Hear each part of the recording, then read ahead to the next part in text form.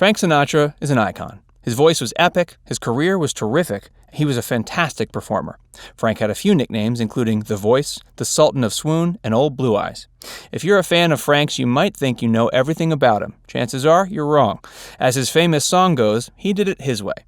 In this video, we're going to take a look at some of the lesser-known facts about this legendary singer. Make sure you stick around until the end. Number 18 will completely change how you think of him. Facts Verse presents Frank Sinatra Hated His Songs, and 18 other Sinatra facts. Show your support for Frank Sinatra by clicking the like button on this video. And if you want to see more videos like this, click subscribe and hit the notification bell.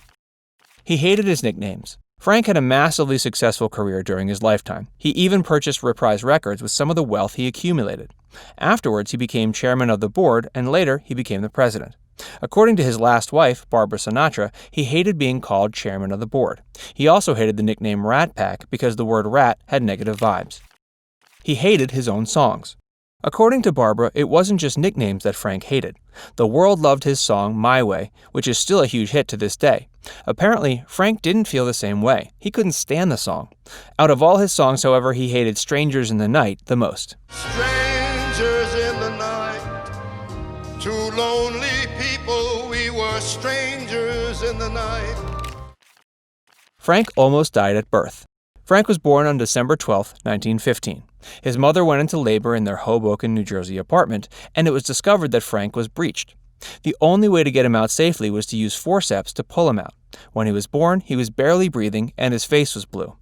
Baby Frank's breathing was so shallow that the doctor in charge of the delivery thought he was stillborn. The doctor left Frank on the counter and went to attend to his mother. It wasn't until Frank's grandmother ran cold water on him and slapped his bum that he started to cry, and his breathing became regular. We almost lost this icon before he even sang his first word. Join us in clicking the like button if you're thankful that Frank survived into adulthood. Frank had a scar from his forceps. The doctor had to use forceps to get Frank from his mother's womb, and it left a scar that ran down the entire length of the left side of his neck, cheek, and ear. It also caused his left eardrum to perforate, and he had to deal with the damage his whole life. Growing up, his fellow teens dubbed him Scarface. The childhood teasing made Frank very self-conscious of his scar, even as an adult. Frank hated to be photographed from his left side, and he often used makeup to hide the scar. As if this weren't enough, Frank had to deal with scars from his childhood acne, and he was only 5 feet 6 inches tall. He was much shorter than the other members of the Rat Pack. Frank was a big baby. Frank may have grown up to be short, but when he was born, he weighed 13.5 pounds. Even if Frank wasn't breached, it wouldn't have been an easy delivery based on his size. He carried around his own PA system with him. Frank Sinatra had a reputation of being a hell-raising badass later in life. What people don't know is that he wasn't always like that. Frank was very humble before he hit the big time. Frank didn't want help from the venue staff, so he carried his own PA system and equipment to the musty dives where he performed very early in his career. Frank was really a bad boy. Frank's bad boy image wasn't fiction. It was real, and he was a lady killer. When Frank was 23 years old, he was arrested in Bergen County, New Jersey, and charged with seduction. When police found out that the victim was married, the charges were changed from seduction to adultery. Back in 1938, this was something that you could be arrested for. Frank's mugshot from that arrest became part of pop culture. It hung in Tony Soprano's office at the strip club for all 6 seasons of The Sopranos. Frank was the original teen idol. During the 40s, everyone knew who Frank Sinatra was. He was one of the first teen idols in the United States.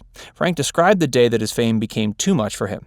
He was performing at the New York City Paramount Theater in 1942, and his performance sparked mini riots.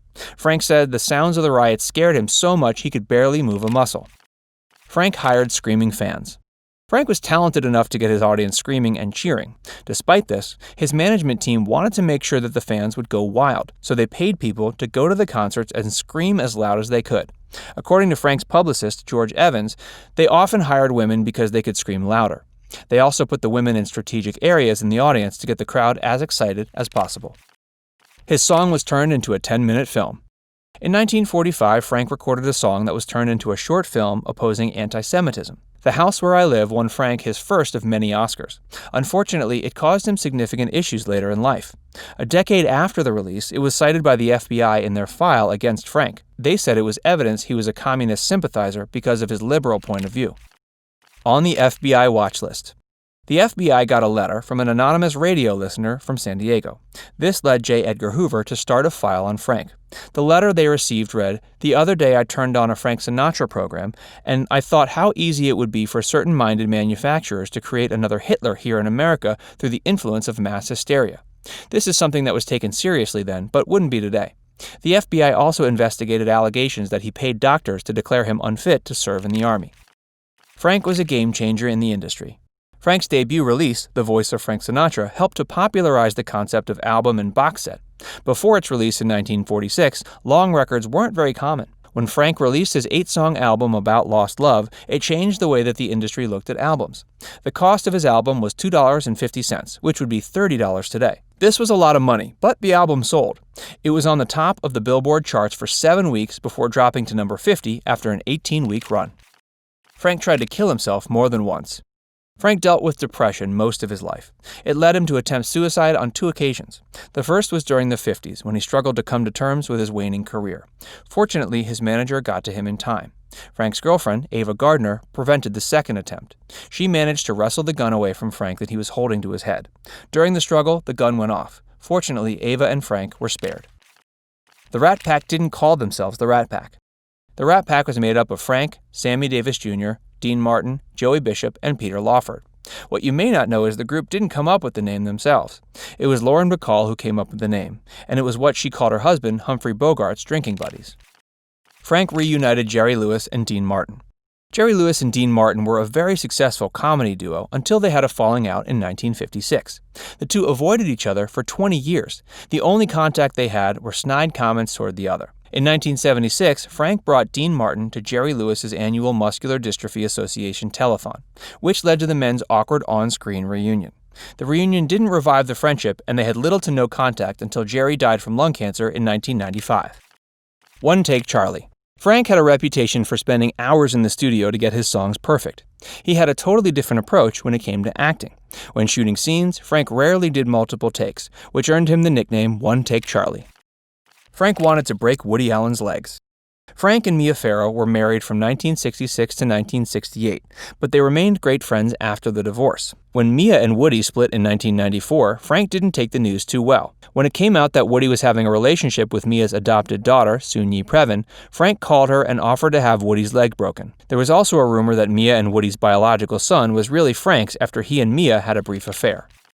Wheaties gave him energy. Frank has a reputation for being a ladies' man in the bedroom.